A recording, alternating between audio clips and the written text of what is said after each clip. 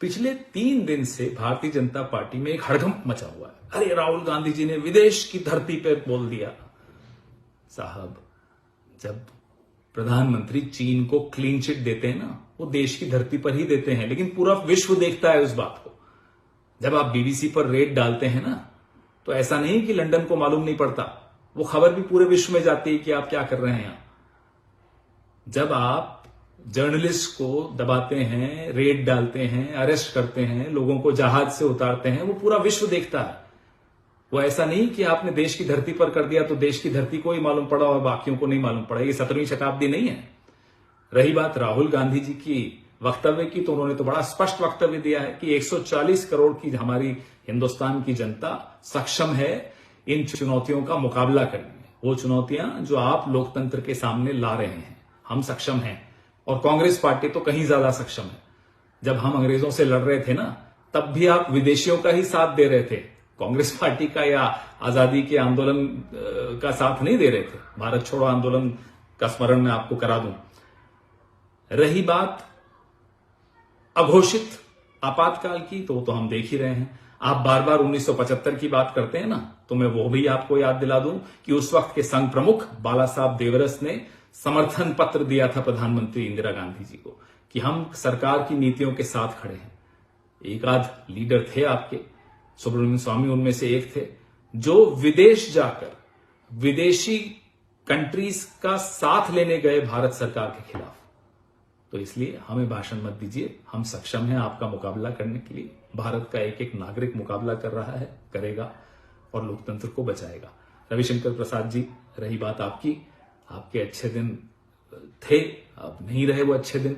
इसका मतलब ये नहीं कि आप इतने काबिल वकील होने के साथ साथ, एक पढ़े लिखे व्यक्ति होने के साथ साथ आप ऐसी बातें करें तो ये शोभा नहीं दे। पिछले 3 दिन से भारतीय जनता पार्टी में एक हड़कंप मचा हुआ है। अरे राहुल गांधी जी ने विदेश की धरती पर बोल दिया। साहब, जब प्रधानमंत्री चीन को क्लीन चिट देते हैं ना, वो देश की धरती पर ही देते हैं, लेकिन पूरा विश्व देखता है उस बात को। जब आप बीबीसी पर रेड डालते हैं ना, तो ऐसा नहीं कि लंदन को मालूम नहीं पड़ता, वो खबर भी पूरे विश्व में जाती है कि आप क्या कर रहे हैं यहां। जब आप जर्नलिस्ट को दबाते हैं, रेड डालते हैं, अरेस्ट करते हैं, लोगों को जहाज से उतारते हैं, वो पूरा विश्व देखता है। वो ऐसा नहीं कि आपने देश की धरती पर कर दिया तो देश की धरती को ही मालूम पड़ा और बाकियों को नहीं मालूम पड़ा। ये 17वीं शताब्दी नहीं है। रही बात राहुल गांधी जी की वक्तव्य की, तो उन्होंने तो बड़ा स्पष्ट वक्तव्य दिया है कि 140 करोड़ की हमारी हिंदुस्तान की जनता सक्षम है इन चुनौतियों का मुकाबला करने में। वो चुनौतियां जो आप लोकतंत्र के सामने ला रहे हैं, हम सक्षम हैं। और कांग्रेस पार्टी तो कहीं ज्यादा सक्षम है। जब हम अंग्रेजों से लड़ रहे थे ना, तब भी आप विदेशियों का ही साथ दे रहे थे, कांग्रेस पार्टी का या आजादी के आंदोलन का साथ नहीं दे रहे थे। भारत छोड़ो आंदोलन का स्मरण मैं आपको करा दूं। रही बात अघोषित आपातकाल की, तो हम देख ही रहे हैं। आप बार बार 1975 की बात करते हैं ना, तो मैं वो भी आपको याद दिला दूं कि उस वक्त के संघ प्रमुख बाला साहब देवरस ने समर्थन पत्र दिया था प्रधानमंत्री इंदिरा गांधी जी को कि हम सरकार की नीतियों के साथ खड़े हैं।